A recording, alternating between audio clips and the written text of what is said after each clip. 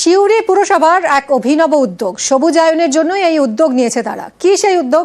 Loan নিলেই স্বনির্ভর গোষ্ঠীকে দেওয়া হচ্ছে 2টো গাছ, যেখানে লাগানো হচ্ছে তারও জিও ট্যাগিং থাকছে এবং গাছের পরিচর্যার দিকেও থাকছে কড়া নজর।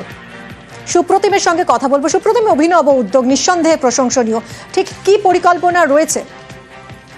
দেখো, সিউড়ি পুরসভার যে পরিকল্পনা রয়েছে সেটা হচ্ছে বীরভূমের সিউড়ি পুরসভা এলাকায় যে সেটাকে সবুজে রূপান্তরিত গ্রিন প্রকল্প তৈরি করা, এবং সেই কারণেই সেখানে যতগুলো সিউড়ি পুরসভার আন্ডারে 870-টিরও বেশি স্বনির্ভর দল আছে, এবং তারা যখন লোন নিতে আসছে তাদেরকে লোনের চেকের সঙ্গে 2টো করে বৃক্ষ দেওয়া হচ্ছে।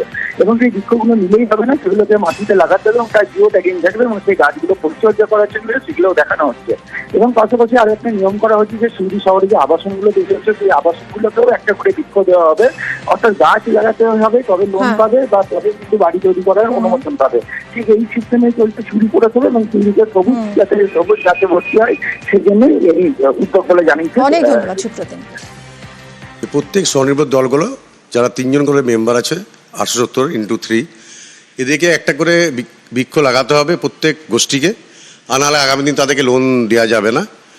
আর বিশেষ করে আমরা পৌরসভার তরফ থেকে কিছু লোক নিয়োগ করেছি গাছগুলো দেখভালের জন্য। আগামী দিন আমরা জিও ট্যাগের মাধ্যমে গাছগুলো আমরা দেখতে পাচ্ছি বড় হচ্ছে কিনা। স্বনির্ভর যারা গোষ্ঠী আছে তাদেরকে একটাই শর্ত আছে, লোন নাও, গাছ লাগাও।